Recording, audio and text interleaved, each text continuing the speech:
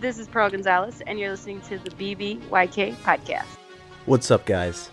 This is Viet Duan. Welcome to another edition of Face the Facts, a series where we interview professional athletes and ask them the tough questions donks like Luke Thomas refuse to ask.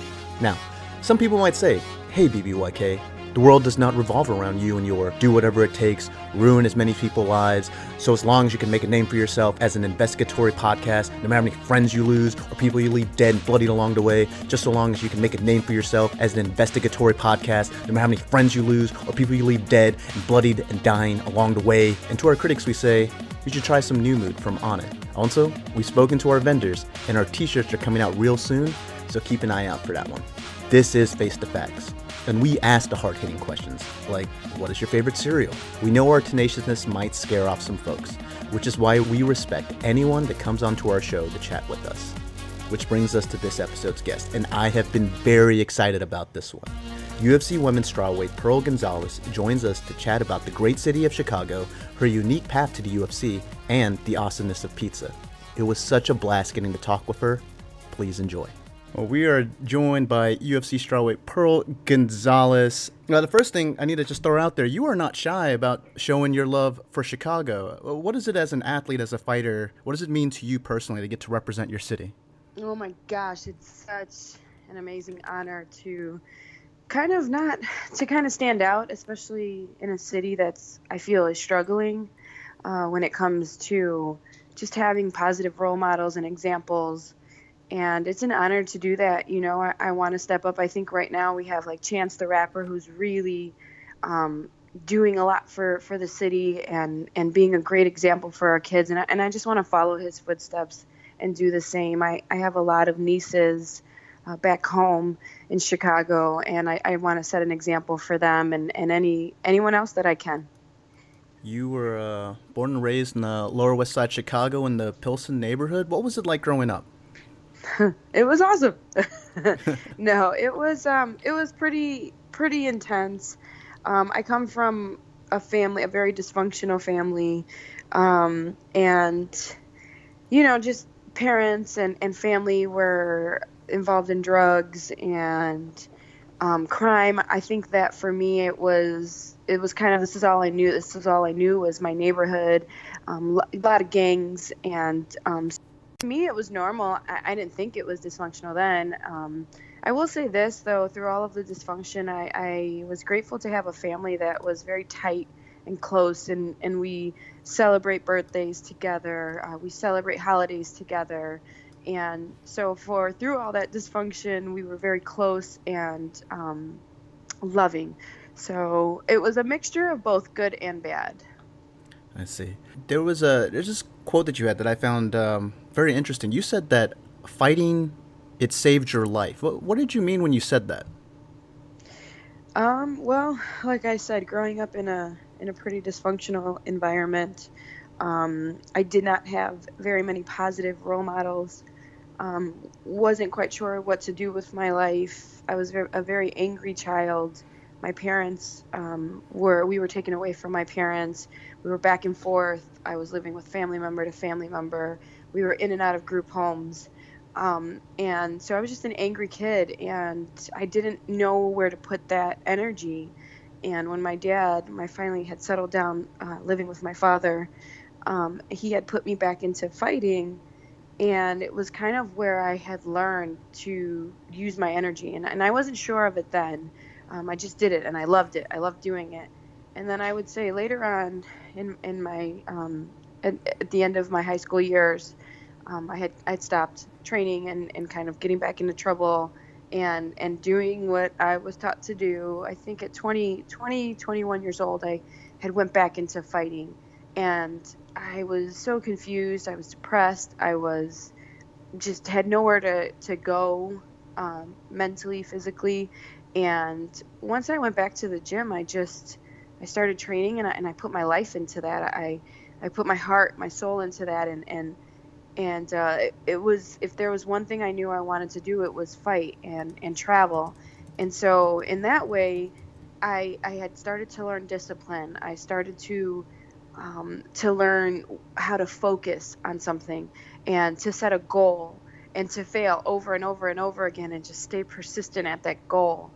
And through that, I started to read books. I met some amazing people that I wouldn't normally meet, especially in my neighborhood, that mentored me and taught me a new way at life. And so because of that, I say fighting saved my life, because one, it showed me in so many ways how to live life, a positive life, and two, it introduced me to so many amazing people, and opened my world. It opened the doors to a whole new life for me.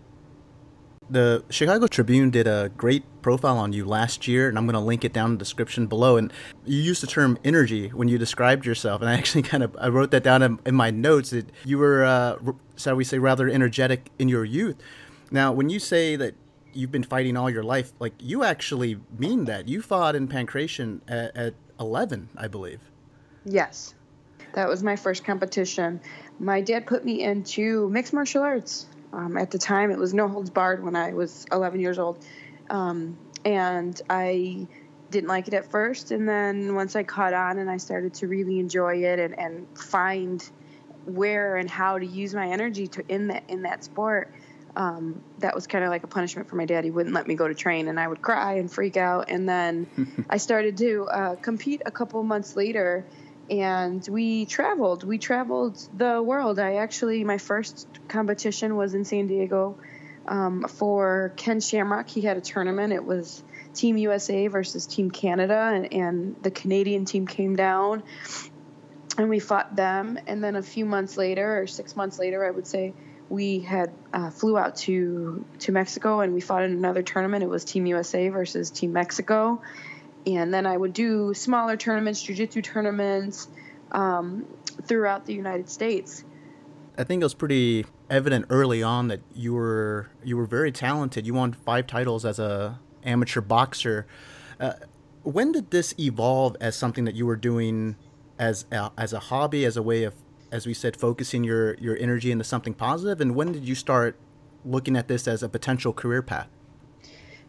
I would say when I first went back to the gym, I was again 21, and I was just doing it to find my purpose. I was very, depressed, and just, I was raising my sister. I was a little confused on where and what I could do with my life. I didn't feel very confident in myself, and worthy is a good word.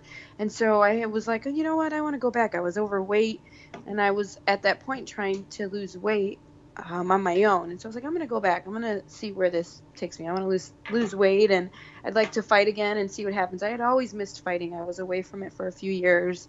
I would say about 4 or 5, and I had always missed it. And so going back, my coach put me into my first MMA fight a couple weeks after I had went back. And so I had that fight, I won it, and I just loved that feeling. And I was like, you know what, I want to do this again. And so I fought again, and I lost my fight, and then I hated myself, and it was like my world came down. But I was like, I can't give up. I want to do this again. And then I got to a point, I would say in the middle of my amateur career, where I was like, my biggest dream would be to be a professional fighter. I just want to be a professional fighter. And at this time, we would be watching Gina Carano. It was like Felice Herrig. It was when the first Muay Thai reality show was on TV during that time. And so I was watching these women that were making a career out of it, and I was like, I want to be that. I want to dedicate myself. And I would look at them, and I would look at their bodies and see how they were chiseled up and how competitive and awesome they were, and I wanted to be that. So I would say in the middle of my amateur career is where I was like, I want to be a professional MMA fighter. And my 5 belts in my amateur career were actually not boxing. They were MMA, and some were jiu-jitsu. 2 of them were jiu-jitsu titles. Oh, sorry about that. That's it's okay. We'll blame fact checking on that one. One of the things I wanted to also bring up is I think sometimes it's hard for fans to really appreciate how difficult it is to make it as a fighter. It's not just a discipline that you need, the hard work when it comes to your training and your dieting, but I was reading on like some of your early fights, even when you won, You barely made anything off of the cut by the time you actually paid for your coaches and your gym time and all of that stuff. So I think we see guys like Conor McGregor, some of these big names, they kind of made it, and you have these huge money fights, and you forget that the fighters that are building themselves up along the way, that's out of pocket cost. That's really tough. Yeah, absolutely. I think that when you look at a Conor or a Ronda Rousey and you look at these big money fights, those are the biggest in history at that point. So they're great, and it is a step in the right direction, but it's new. It's that's not what we are used to being paid, and it's a starving artist sport. You have to find sponsors. If not, you have to work multiple jobs and do this and want it. And there are some people that are very fortunate that just kind of can catch on naturally and kind of groove and just fly through their amateur career into their professional career and get signed to a good organization and make a good amount of money. But it's not like we're nowhere near the highest paid athletes or even higher paid athletes. We're still very far away. I find even UFC athletes are struggling when it comes to money and making ends meet. So it's in the right direction though. This is a very new sport. I think that we are headed in the right direction, and we will one day be paid the amount that we should be paid, because we put a lot into the sport. What are your thoughts on the way the UFC structures their purse payout? In boxing, you get paid whatever you get paid the show, whereas the UFC, you get rewarded for winning fights. Do you like that? It gives you more of an incentive to fight, or do you kind of feel like both fighters, obviously they're both going to try to win, and that maybe it really hurts the loser a little bit more than it helps the winner? I think that's kind of the way the sport's always been structured. Will they revise it? Maybe, but I think that at this point, this is kind of where we are. Yes, does it give you motivation to win? It does. And does it hurt you tremendously when you lose? Absolutely. But again, the sport is so new and it's in such early stages that to me, it's just kind of always been the way it is, and I don't really question that. I just kind of go with the flow. So under your social media bio, it says simply pro fighter, athlete, model, actress. So what are the other projects that you're working on currently when you're not in the gym training? I haven't recently been working on anything. I've kind of just been training and focusing on. I'm getting ready to move from coast to coast, so preparing for that. But I have done some acting. I've started to dabble in it, and I actually love it. I did an episode on Kingdom, which was really awesome. I had a fight against Natalie Martinez, which she was just the coolest woman ever. And I've done some stunt double work for Lily Singh, and just some basic small videos on me, and I love it. I love being in front of a camera. I love talking to people and acting. I love that. I'm a drama queen, so that comes naturally for me. But it's really cool. I do photo shoots and stuff like that, and I'm looking to do something after my fight career, because the fight career won't be here forever, right? I have, so many years as an athlete, and then I have to move on, and I would love to move on to something to do with TV, acting, films. Not quite sure yet. I'm figuring it out, but it's actually pretty fun. So when you're not training and you're not working, what do you like to do just to have fun? What do I enjoy? Oh gosh, I do lots of things. I live in California right now, and the mountains here are amazing. The ocean is amazing. So I definitely like to go and hang out at the beach, or I'll go hit a mountain hike. If I'm at home, I'm typically watching fights. I read a lot of books. I listen to a lot of podcasts. I cook food. I love food, of course. I'm pretty simple, I would say. I love to dance. I'm obviously Hispanic, so I like to dance to Spanish music. And that's pretty much it. You used to train with the guys at MTC, correct? Back when you were in Chicago? Yes, I still do. I still train with MTC. That's my home gym. And so typically what I do is I will train most of the year here in California where I live. And then before a fight camp, about 6 to 8 weeks before a fight camp, I go back home to my home gym, Midwest Training Center, and I finish my camps out there. And where are you training out in Cali? I'm at 10th Planet San Diego. Okay. When we talk with fighters, we know that there's a lot that goes into it, and part of that is your staff, your coaches, and stuff like that. Why don't you tell us about some of the people that you've trained with that have helped influence your career? Okay. So my head coach, Alex Trujillo, has been a really big part of my career. When I met him years ago, and I thought he was a really good coach, but I was kind of dedicated and committed and loyal to my coach that I was with from 11 to 24. And then him and I had a pretty big falling out as I was getting ready to move to California. And so I was just like, you know what? I don't think I want to do this anymore. I had a bad experience with managers.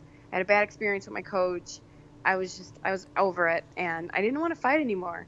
And I wasn't sure. I was dabbling with just leaving it alone and letting go of the fight thing. But I had a long talk with him. My husband and I both did.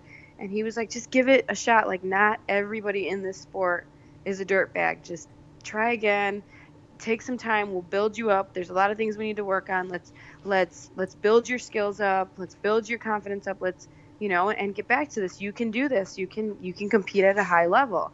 And this is kind of right before the UFC added women into the division. And so I was like, all right. So I was signed with XFC, and I was getting ready. They were just getting ready to offer me the Courtney Casey fight. And so I was like, okay, fine. I'm going to try. I can't leave my contract alone. I'm fighting for a belt. This is one thing I've always wanted, was a world title as a professional athlete. And so I went back to it. And he was also, not only, I ended up coming in and I live with him when I'm in my fight camps, by the way, him and his family. And so it was just a whole new world. He's a very positive person, individual. His wife is very positive. She's into Chinese medicine and started introducing me to food and how it can heal you, which is completely blew my mind. And then they had a great relationship, and she would read a lot of books, and she just they mentored me, and I was like, I want to live a life like that. I want to be happy, truly happy with my husband, and I want to just learn all the knowledge that they have and how healthy they eat and how much pride they take in being healthy and happy. Like, that's not a typical person in my neighborhood and what I have grown up into. And so that's kind of where I started to open and broaden my knowledge, started reading books and just taking it from there. So he was a huge part of my career. And just getting me back into this and finding that this sport is amazing. And I'm so glad I didn't leave it, because I'm here now today. I also have been training once I got here into San Diego, San Diego Combat Academy, before it was 10th Planet. First gym I had been to without being at my home gym, Combat Do, since I was 11 years old. So that was a really tough transition for me. And then I had big sis Liz Carmouche, who would beat the crap out of you if you were not on your A game. So it was a lot to take in. It was a lot to learn. It was a lot to adjust to. And I had several women to train with out here that I had never had the opportunity to do before. And so Liz taught me a lot. I would watch her train. I would watch how she treated her training.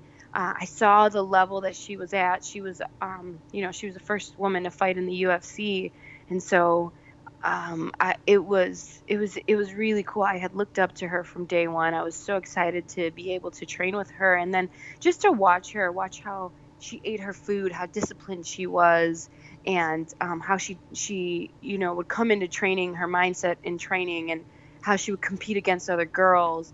That was huge for me. That taught me a lot, and how competitive, and aggressive she was. And so Liz was a big part of helping me in that way. And then I have Coach Manolo, who's there at 10th Planet as well.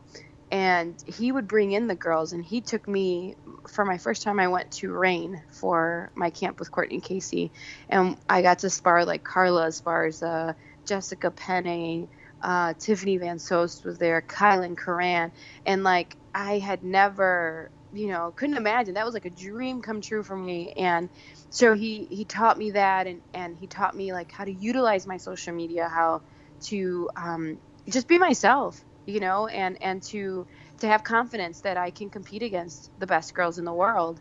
And so he was a huge part of that, and helping with my confidence, and helping with my social media presence. And I also have my aunt who was there from day one, from my very first fight, who has always helped me get ready for my fight. She would put my fight outfits together. She would go out and help me pass out flyers. She would help me find sponsors. She cooked my food. She's just been there, like, right next to me my entire career, and has worked so hard every single fight for me, and helped me get ready for this. And so those were the key people. And then obviously I have my husband who is a very big part. I call him my angel. He kind of like saved me, took me out of the hood, and moved, we moved to San Diego, and gave me these opportunities.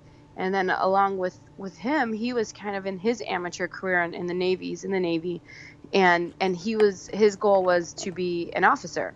And so him and I have kind of been working side by side, achieving our goals in totally different ways, in two different fields, but working together and grinding together and inspiring one another. And so he is actually, at the end of June, will be commissioned as an officer, which is his UFC. And so I got signed this year. He got picked up as an officer. And so we've kind of worked together and focused on ourselves as well to achieve these goals. And I would say those were the key people right now in my careers, obviously, along with my sponsors who have been there for me since day one. Well, definitely congratulations to your husband. 2017, a big year for your family. Yes, it is. Now, you've been a pro fighter since 2012? Yes. And you were actually on a 6-fight winning streak heading into your first UFC bout. Now, your debut fight with the UFC was not without a little bit of controversy. Now, I loved, you had this quote in one of the interviews, and you just said, like, you are not just implants, you're actually a really talented fighter. And all the headlines were they were talking about that, and you're like, no, you should focus on this great fight. You went on to have a very hard-fought fight with an equally hungry Cynthia Calvillo. I'm going to let you play coach a little bit. What was your assessment of how you did in that fight? Oh, gosh. So I finally watched my fight for the very first time this past weekend. I had not watched it. Well, really? Yeah, I was pretty upset at myself. I worked so hard and had focused so much on the performance for myself. This is before I was in training camp in Chicago, training for my debut since December. So I was away from my family and in camp for almost 4 months. And I worked really hard. I made some amazing improvements in my training, and was ready. I was ready mentally, physically, and I get in there, and it was just like, I was looking at the lights, I'm looking at the cage, I'm hearing the crowd, I'm looking at Bruce Buffer, and I'm like, oh my God, this is the coolest thing ever. He's saying my name right now. And I just kind of, right in that moment, instead of doing what I know what I'm supposed to do and what I've trained to do, I kind of allowed for so many other distractions to get into my way. And so a lot of people watched the fight and they said, you did a great job. But as a coach, all I showed was defense, I think. In most of that fight, I wasn't confident. I never really used any of my offense. I never really took any risks and stepped forward. And I did not follow my game plan. I was kind of starstruck in a sense, and just frozen in so many positions. I watched the fight and I was like, okay, I'm frozen here and I'm frozen there. And so I knew even coming out of the fight before I watched it, I was like, as soon as I stepped out of there, I was like, fuck, I did not, excuse my language, I'm sorry. That's fine. I was like, I wasn't focused. I did not put a good performance on. I did not show any of my skills. And I kind of went into survival mode right away instead of going and being fearless and just going in there and just doing what I do best. And I think that I'm not taking anything away from Cynthia. I think Cynthia did an amazing job at just capitalizing on the moment and being present and being sharp and and focused, and which is why I was a fan of hers. She does an amazing job at that. And so it was a big moment. I think that it was very similar to what happened in my professional debut, where I was kind of just like shocked in a sense, and did not really perform to my ability. And so unfortunately I paid for that. And the biggest thing I can take away is the canvas feels amazing and the lights are bright, and I just have to focus and be in that moment, because it doesn't matter how hard and how long you work for an opportunity. You get 15 minutes, and if you don't take advantage of those 15 minutes in those moments, then they will pass you by, and they go really fast. So I obviously I'm working on my skills. There were some mistakes and faults in my skills, but that was more mental for me, that fight. I wasn't present. I didn't have my killer instinct. I didn't have that fearless drive, that just willing to do anything to win this fight. I was held back and very nervous. So I hope to get in there soon, and I know what it feels like. It's fresh in my mind. I also hadn't fought in a year, and so it was kind of like those nerves and everything came right back. And so now that I know what it feels like, I want to get back in there, and I want to prove and show my skills. I want to prove to myself that I belong in there, and I do. I know I do, and show my skills. So you said that you didn't go with the game plan. What was the game plan against Cynthia? The game plan was to use my tie clench, utilize the clench, and just kind of put my weight on her. I'm a bigger girl, I'm a stronger girl than her, and just kind of wear her down by using my short strikes, my short knees, my short elbows, and also, I thought she was going to come in and take me down, and to stop the takedown and utilize my clench. And not kick much in that fight. So I was kind of held back with just my boxing and using my hands and just putting pressure on her and forcing the takedown out of her. And so I went in the first round and tried to take her down, and that was we didn't want to take her down in that first round. We wanted to kind of tire her out and wear her down a little bit, because we knew how talented and skilled she was in the scrambling and on the ground. Obviously, as a fighter, you never want to take a loss, but each loss is an opportunity for growth. Were there things that you saw as positives that you did that you could build upon? Absolutely. I think that my pressure and my presence in there was very strong. I cut her off very well, and just kind of kept the fight right in her face and pressuring her. And that was very positive. Even my takedown in the second round looked pretty good. Although I was hesitant, it still was very present. I think even as hesitant as I was in my striking and my grappling was non-existent, and my grappling is where I feel I have my best skills at. So even though I was hesitant, my takedowns were still working. And so that tells me a lot about where my wrestling and my takedowns are. And so I also think that my defense was really good. I just didn't utilize my defense to create my offense. But other than that, the defense alone looked pretty good. Is there a timeline for when you would like to have your next fight? No, I'm just, training and hoping to get a call soon and set up a camp and get ready to go. I'd like to stay as active as possible this year. I'd like to get as many fights as I possibly can. But also I have to keep in mind that, again, my husband is about to become an officer at the end of this month, or June. And we are moving from California to Virginia. And so I have to also prepare myself for that. That is a lot, and we're in the process of it, and we're kind of almost over the hill. We're selling our house here in California, and so that takes some of my time and energy as well. So I just have to be able to tailor it around that. But I'm ready to go. I'm ready to start a camp and get ready for a fight. I hope also I can get a fight longer than 3 weeks notice. and have a full camp against, or have a date and a full camp for that date.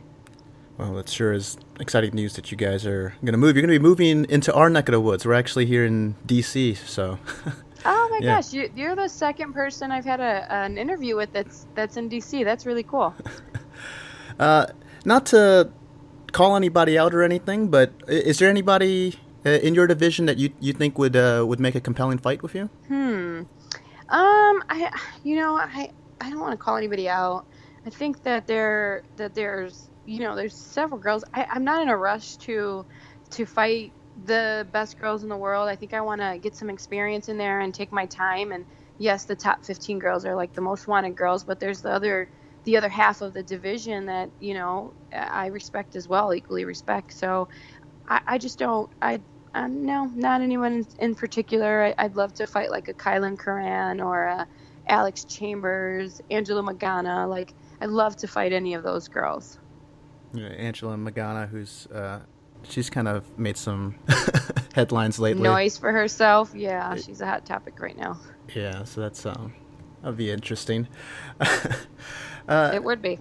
So you obviously the goal long term would be a title shot. Now a lot goes into a title shot. There's the fighting side, and there's the business side, the politics of it, if you will. And under the new management, the UFC has shown an increasing propensity for setting up these money fights, and we're seeing people that, at least from the fans' perspective, that are getting passed over, maybe more deserving of the title shots. We're seeing this happen right now, especially in the middleweight division.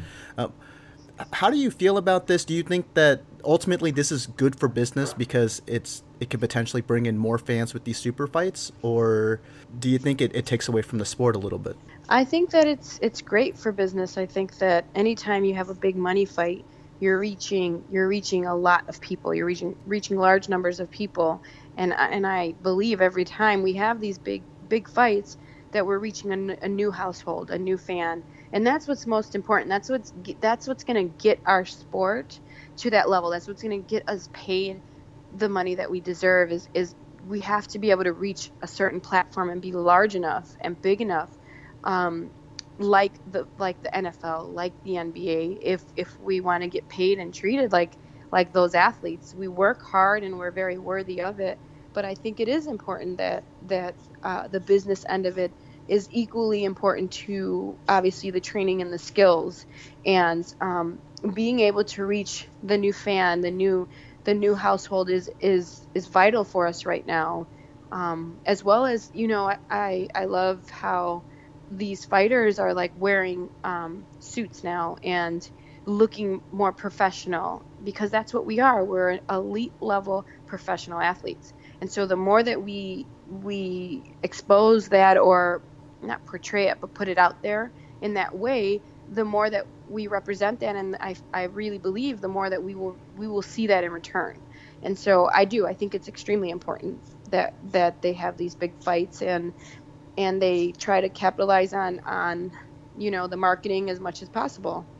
Now, there's objectively positive side to winning and becoming champion. You get the fans, the sponsorships, the contracts, that stuff. It all comes with the belt. You have candid fighters like Derek Lewis, who goes so far as to say it's all about the belt. He doesn't care about being the best. He just wants the perks that come with being a champ.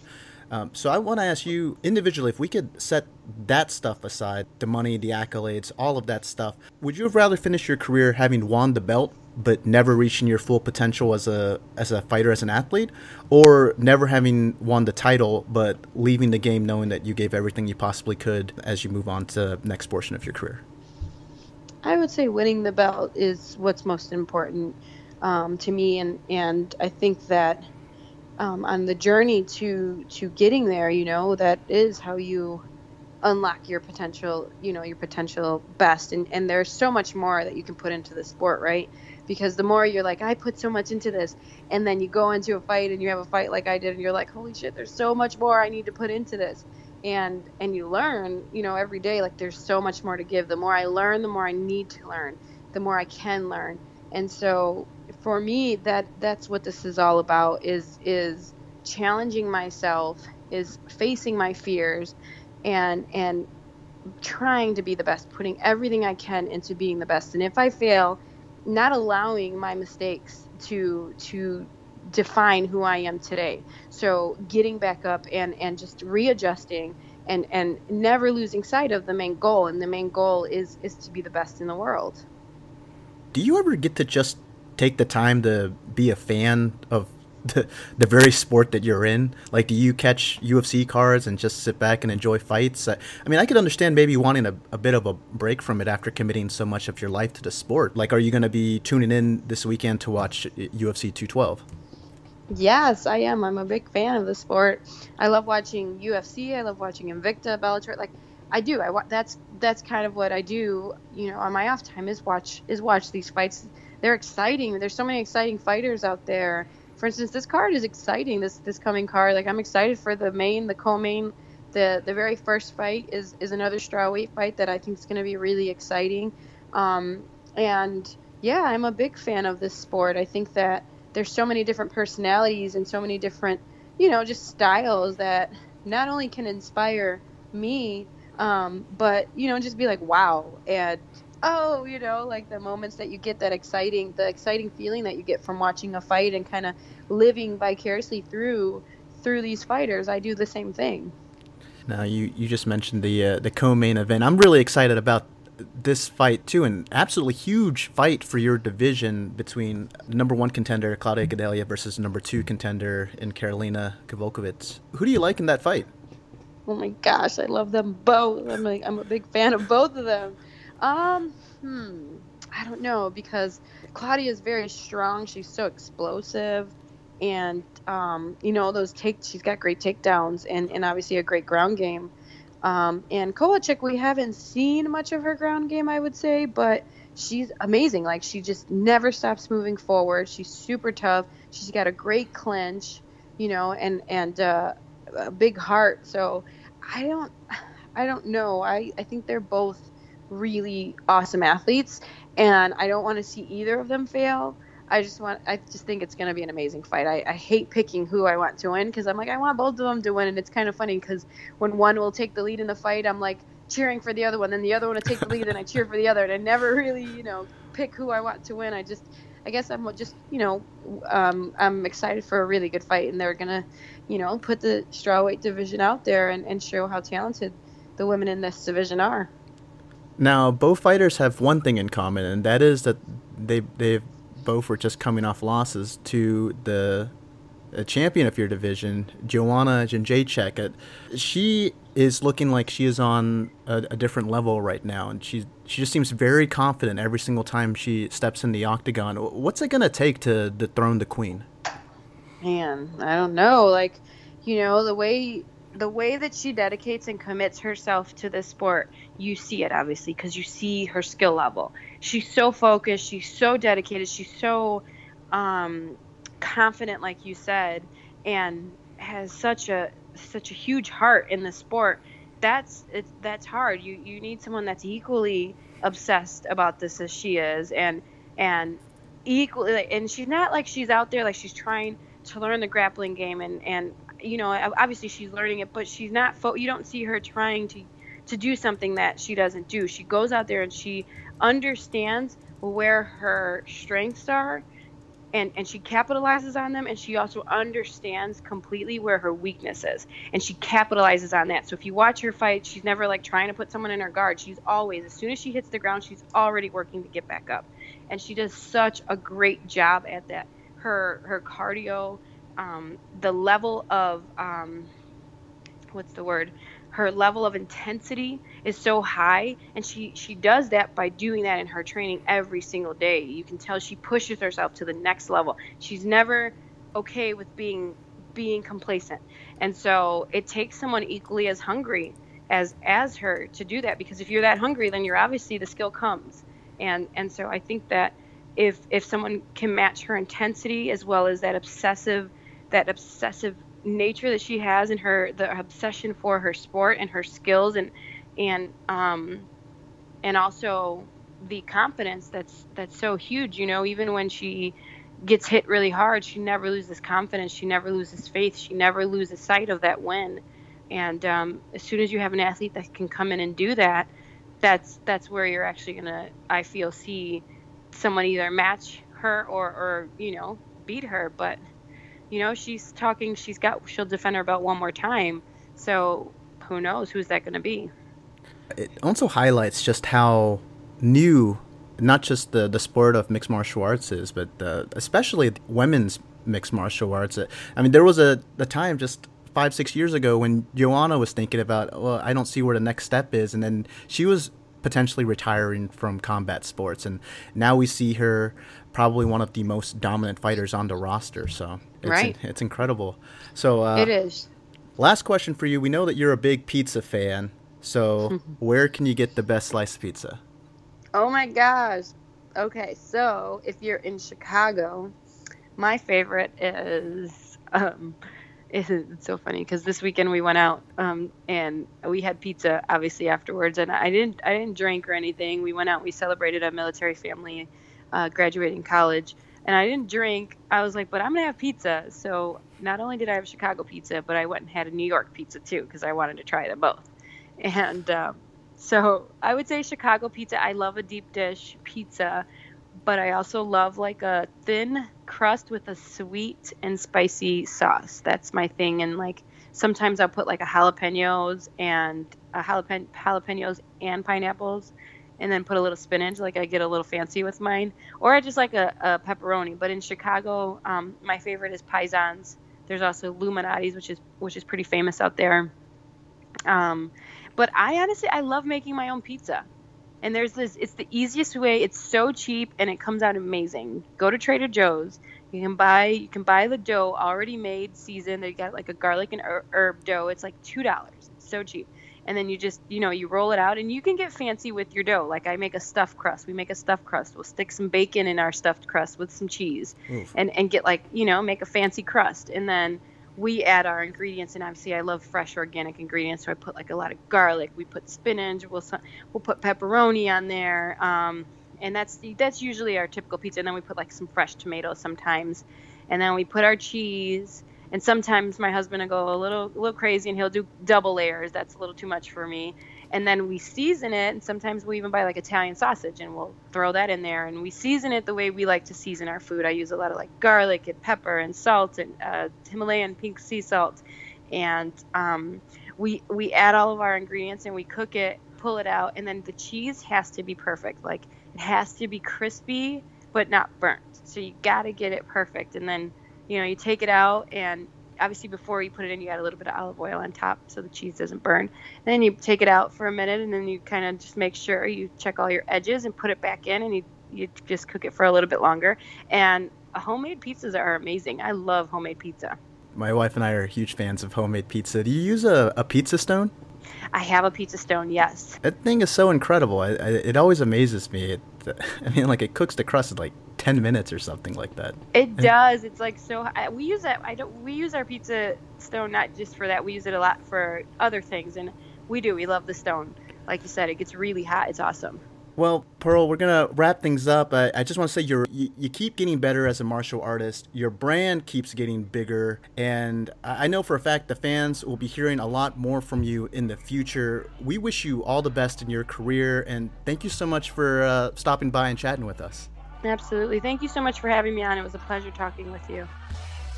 And we want to thank Pearl Gonzalez once again for coming onto the show and chatting with us. She was such a cool person, so genuine. It really was a blast getting to chat with her. And we wish her all the best in her MMA career. Just a quick roundup around the MMA world, but we have who many consider the pound-for-pound best fighter on the planet is currently at odds with the UFC management. We are, of course, talking about Demetrius Mighty Mouse Johnson, and the UFC has threatened to dissolve that division. We have an article about this situation on the site, sussing out the details behind it, and also sharing our thoughts on possible solutions, so please check that out. The UFC travels to New Zealand this weekend, the great nation that brought us Flight of the Conchords, and it will pit the Super Samoan Mark Hunt against H-Town's finest, Derek the Black Beast Lewis. This is a blink and you'll miss it fight, guys. You're going to want to check this one out. Now here at BBYK, we're going to start breaking down these fight cards on a new series that we're going to call the 10-minute takedown. I'm just going to briefly talk about UFC Auckland real quick, mainly just this main event. I'm super excited about it, even though I'm sure it's going to be a short one. Both fighters are known for aggressively closing the distance, so they're going to want to get into the pocket. So we're going to see some fireworks here, folks. You're going to have Mark Hunt, who is going to come from a more technical kickboxing background. And then you have Derek Lewis, who came onto the scene as basically an athletic brawler. Much like last weekend's main event, this is definitely a fight that pits two fighters on different career path trajectories. You have Mark Hunt, who has been a long-time mixed martial arts veteran, probably on his way out. And then you have Derek Lewis, who is one of the rising stars of the heavyweight division. Mark Hunt has made a career for himself, being the perennial underdog, the undersized heavyweight that packs a wallop of a punch, particularly his right hand. Armed with his legendary chin, Mark Hunt is very comfortable in the pocket. Fearless in his approach, he is able to slip and counter his opponents very effectively. That legendary chin of his is going to be a big question mark going into this fight and going forward in general. He is coming off two devastating losses, the last of which was a knockout loss to Alistair Overeem. With this being a fairly short turnaround for Mark Hunt, you wonder if he's going to be able to take some of the heavy blows that Derek Lewis is more than capable of throwing. For Derek Lewis, it's all about improvement for this guy. Each fight that he gets in, it kind of looks like he's doing some of the same stuff, but you can definitely tell that his technique is improving. For a big man, we've mentioned this multiple times on BBYK, it is scary the way this guy moves. He is very comfortable throwing knees and head kicks, moves very fluidly for a guy that's built like that.